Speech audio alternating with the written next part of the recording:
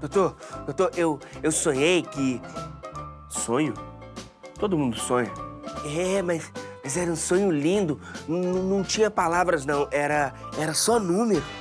Números? Conte-me mais. Eram muitos números, assim. Um monte de 0 e de 1. Sonho em código binário. É isso. E aí eles iam em minha direção, doutor. Isso é um levante? Levante? Levantamento de dados. Não, doutor. É o Enem que tá chegando. Isso é extraordinário. Extraordinário, sabia? Ô, doutor, volta aqui. O que eu faço com esse monte de número, doutor? Pede pelo menos pra rodar a vinheta.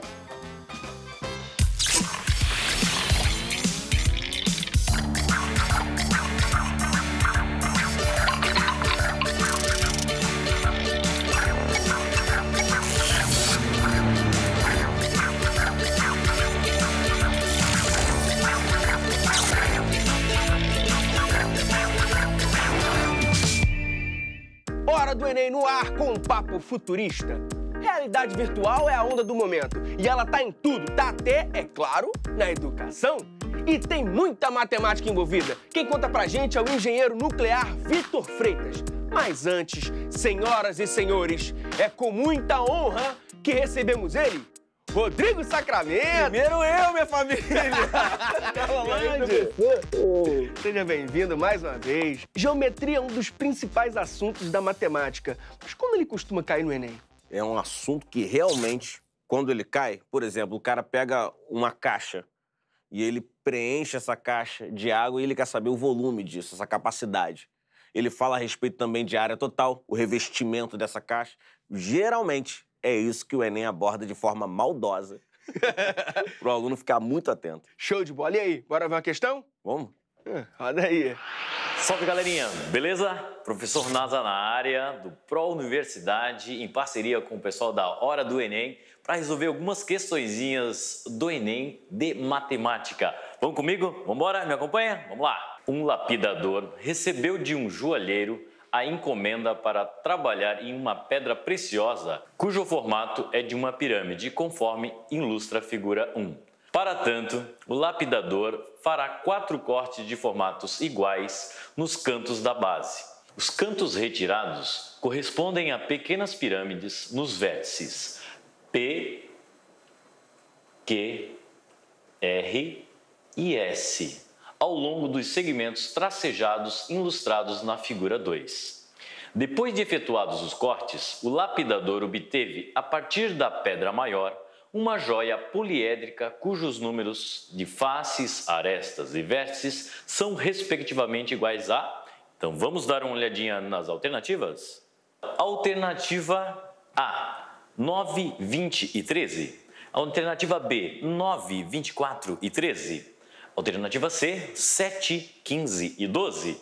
Alternativa D, 10, 16 e 5. Alternativa E, 11, 16 e 5. Então, meus queridos, essa parte diz respeito aos poliedros, né? Então, todo poliedro é uma figura espacial formada por vértices, arestas e faces. Então, a gente precisa relembrar alguns conceitos principais. Então, acompanha comigo a resolução? Vamos lá, vamos embora! Então, resolução da questãozinha sobre poliedros, ele afirmou que foi retirado de cada um dos vértices da figura 1 essas pirâmides. Então, que figura vai formar? Vamos destacar? Então, observa, se ele está retirando essa pirâmide, eu vou formar uma nova face. No lugar daquele vértice, surge uma nova face no formato triangular. Olha que maravilha, percebe, né? Na própria figura você consegue perceber que é um triângulo, ok? Então, no outro vértice S, acontece a mesma coisa. Você arranca um vértice e sobra uma face triangular.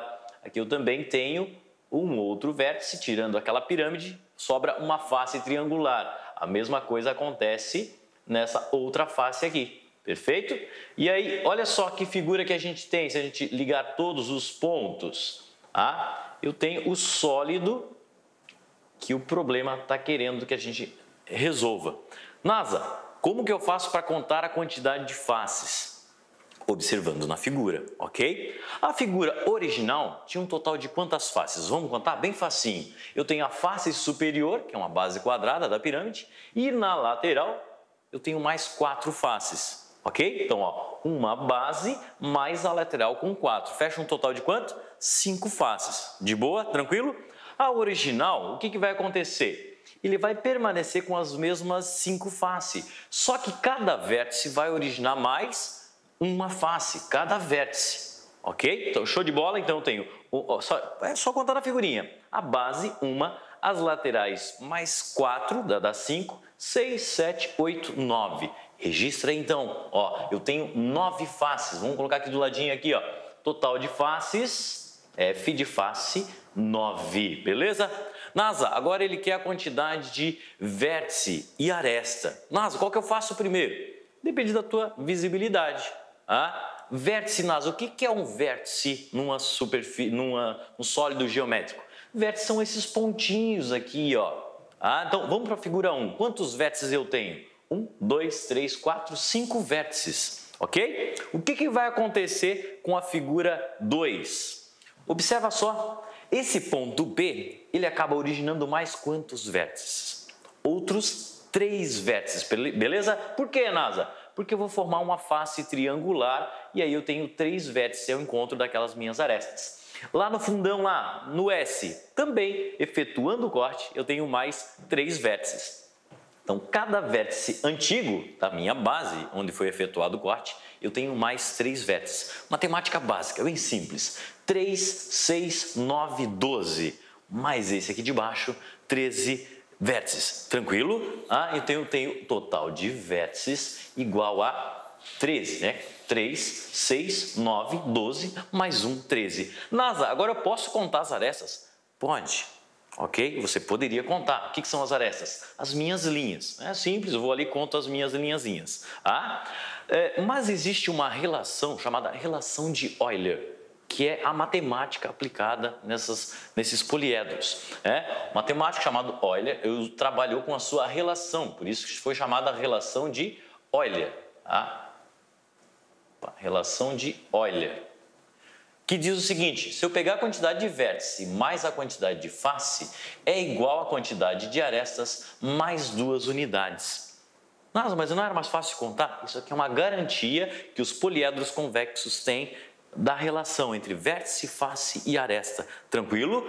Claro que eu poderia contar, mas isso aqui é uma garantia que você tem, que você não vai errar a conta. Nesse caso, você tem uma figura fácil de contar. E se tivesse um número maior de arestas, como que ficaria? Então, relação de Euler te ajuda nesse sentido. Então, vamos lá. Eu tenho um total de quantas faces? 13, né? Vamos substituir? Então, eu vou ficar com 13 mais quantidade de faces. Nós temos 9. É igual ao total de arestas mais 2 unidades, ok? Somando, eu tenho 22 do lado de cá. Tá somando, passa subtraindo. Então, eu tenho aqui um 2, é igual às minhas arestas. 22 menos 2, 20. Então, eu concluo que o total de arestas vai efetuar 20. Então, consegui definir o total de cada um dos meus elementos. Face 9, vértice 13 e arestas 20. Vamos voltar para as opções para a gente verificar qual é a alternativa correta? Vamos lá? Então, nossa alternativa correta, lembra? Total de faces, eu tenho 9 faces. Total de arestas, nós chegamos a 20. E o total de vértices, nós chegamos ao total de 13. Então, alternativa correta, letra A. Beleza, galera? Espero que tenham gostado. Nós vamos ficando por aqui. Um abração e até mais! Valeu, professor Nasa! Poliedros é um tema super importante, né, professor? O que o candidato precisa saber para chegar à resposta? Antes, como eu tinha dito, tem que ver! Você tem que saber o que é um poliedro. O poliedro é um sólido que ele é limitado por polígonos. Então, por exemplo, se você estiver dentro do poliedro e tentar sair do poliedro, um lado vai ser polígono, o outro lado vai ser polígono. Por exemplo, isso aqui não é um poliedro, porque quando ele tenta sair na parte de cima, isso aqui é um círculo.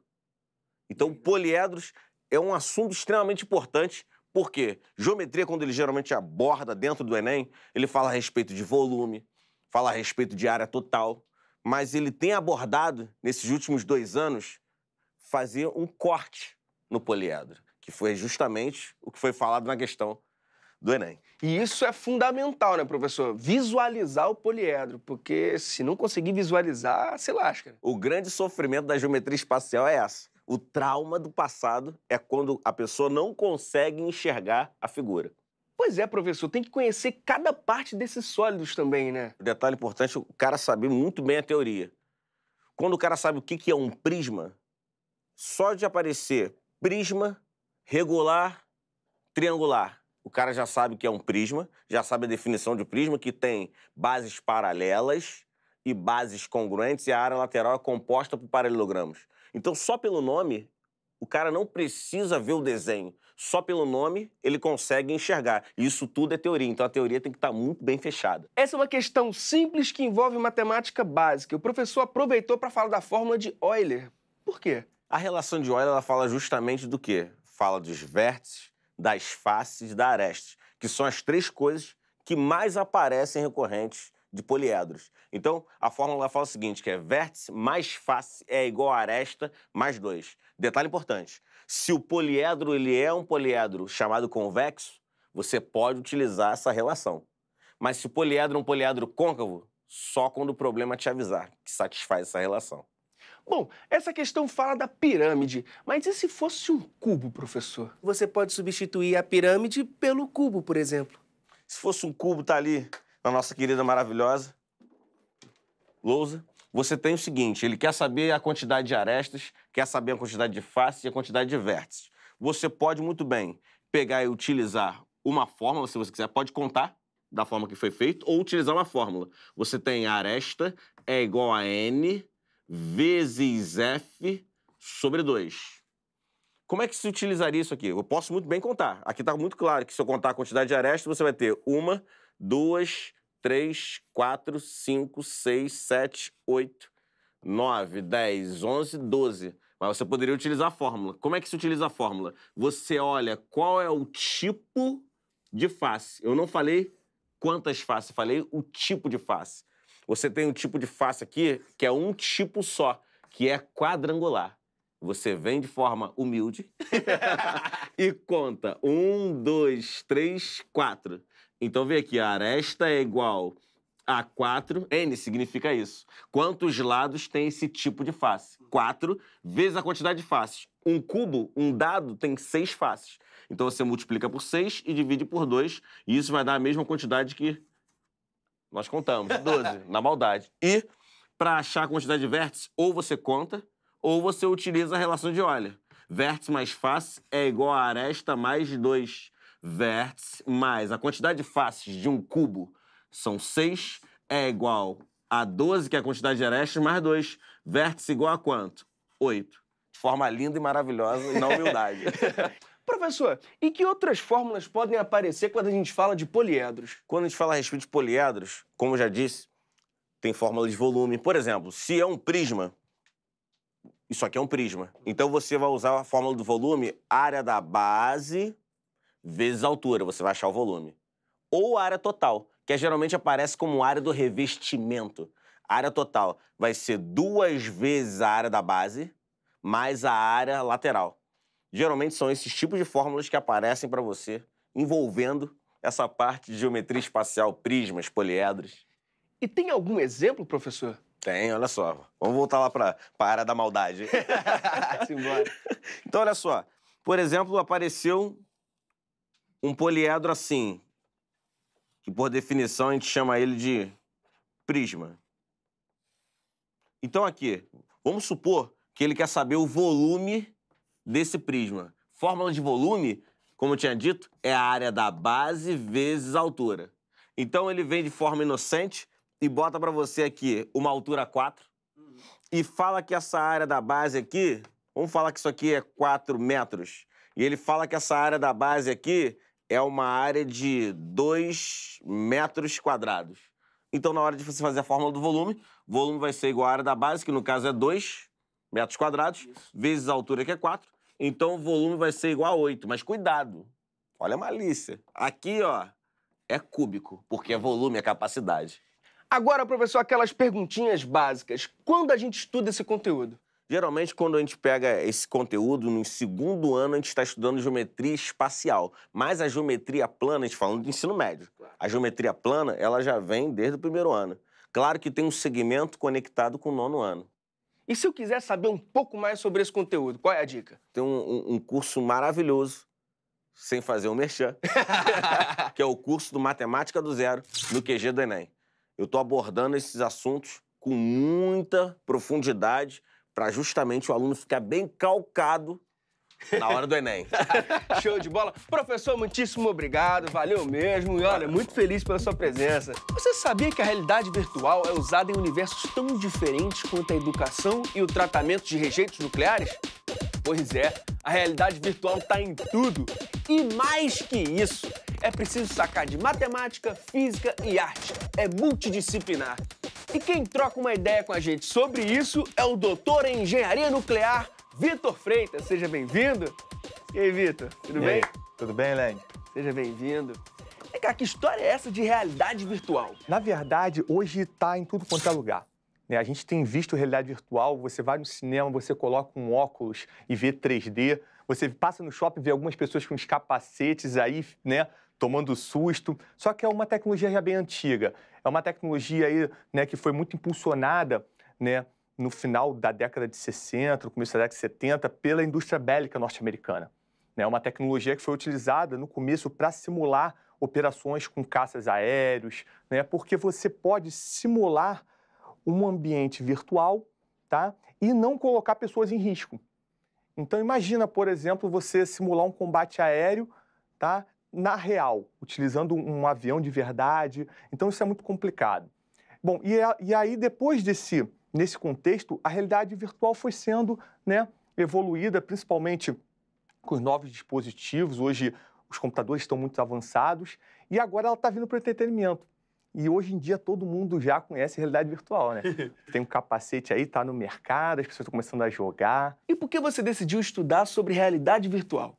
Então, Andy, isso aí começou muito no meu mestrado. Eu sou formado na área de energia nuclear e a energia nuclear é uma área que cuida muito dos seus rejeitos, tá? E principalmente rejeitos da produção de energia. E a gente, na nossa área, é muito importante simular os processos antes de irmos para a prática. Simulando nossos processos, a gente pode evitar, por exemplo, que uma pessoa esteja em contato com a energia nuclear, com radiação. E a realidade virtual entrou nesse contexto. Quando eu comecei o meu mestrado, né, eu me apaixonei, porque eu lembro que no final, né, do expediente, eu ficava ali desenvolvendo tese, mas aí eu começava a criar cenários de jogos para eu mesmo jogar em realidade virtual. Então, foi uma época muito interessante. Eu dei continuação, né, no meu doutorado e com o mesmo objetivo, né? Só que no doutorado, nós começamos a integrar novas tecnologias, porque isso já foi há pouco tempo atrás, então nós já tínhamos os óculos de realidade virtual e, hoje em dia, eu acredito que essa tecnologia veio para ficar. Agora, como foi a escolha da sua faculdade? Partiu do pré-vestibular. Comecei, na verdade, pelo gosto da matemática e da física. Eu era apaixonado por física, pelo universo, e eu decidi que queria estudar energia nuclear, na verdade. Sendo que não existia, né? Então não estava tão acessível uma área, uma engenharia nuclear. E aí eu fui estudar física. Fiz a faculdade de física e depois fui para a área de engenharia nuclear. Agora, na área de realidade virtual, onde os conhecimentos matemáticos se aplicam? Dentro da área de realidade virtual, a gente tem uma sub-área chamada computação gráfica. A computação gráfica, ela precisa de uma grande base matemática, principalmente os dois segmentos, álgebra linear e geometria analítica. Só que não é só da matemática, principalmente da física também. A física, nós temos conhecimentos de base, de ótica, de luz e cores. Tudo isso faz parte de uma integração para você desenvolver os cenários virtuais. E o maior desafio não é só a matemática. O interessante é que é necessário também uma grande dose de arte. Ih, olha a interdisciplinaridade aí. Exatamente. Essa capacidade de você descrever um cenário, né, através de números, mas que fique um cenário artisticamente belo, porque isso dá a sensação de realidade no usuário. O seu doutorado foi sobre a aplicação da realidade virtual na área nuclear. Explica pra gente. A área nuclear é uma das poucas áreas que cuida dos seus rejeitos. E por ela cuidar desses rejeitos, eu tinha muito interesse em simular todo esse processo. Como era cuidar dos rejeitos radioativos, tá? Esses rejeitos radioativos, hoje, eles são acondicionados, eles são monitorados, eles são tratados, eles não são simplesmente descartados na natureza. Então, e se você tivesse, né, um sistema virtual onde você pudesse treinar toda essa operação, você não precisaria ter uma pessoa lá em contato com esse rejeito. Então, daí surgiu a motivação para essa linha de pesquisa. Bom, e ao final do doutorado, a gente conseguiu ter um sistema capaz de promover um ambiente de treinamento, sem, né, utilizar a necessidade do colaborador estar num ambiente de radiação. Em que outras áreas a realidade virtual está presente? Eu acredito que hoje a realidade virtual vai impulsionar a educação, vai mudar completamente a nossa forma de aprender. Imagina você poder visitar o universo através de um óculos. Como é que se daria seu aprendizado? Quando o usuário, quando o educando, o aluno, ele vivencia a experiência, ele consegue aprender muito melhor, ele consegue concretizar esse aprendizado. Então, nós estamos vivendo uma nova revolução na educação. Nós estamos com dispositivos móveis, nós temos videogame, internet, celular, tudo na sociedade. Por que não trazer isso para a educação? A sala de aula precisa se aproximar da realidade tecnológica do educando, do aluno. Então, eu acredito que a realidade virtual vai mudar muito a educação nos próximos anos.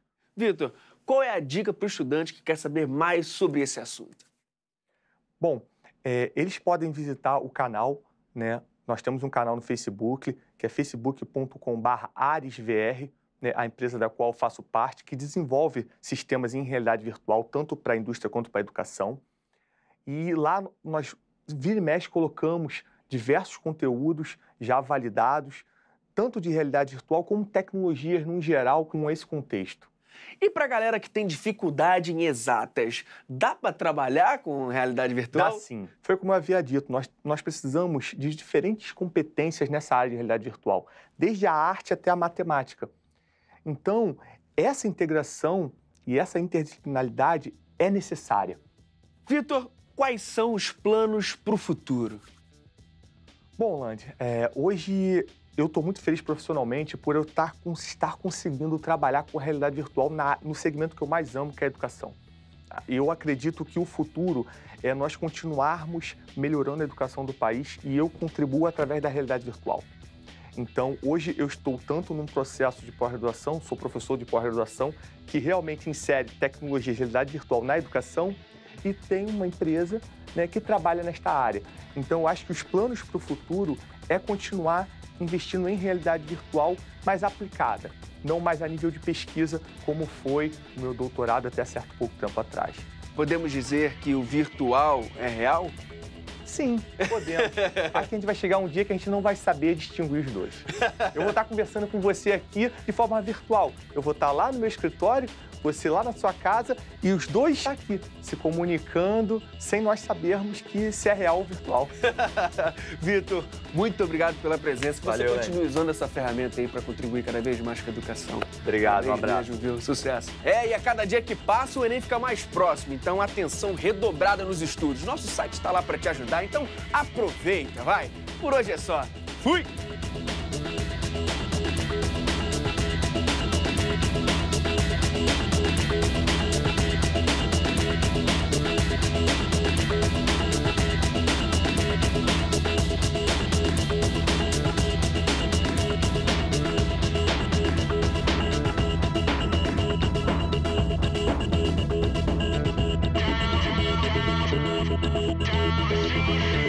Thank you.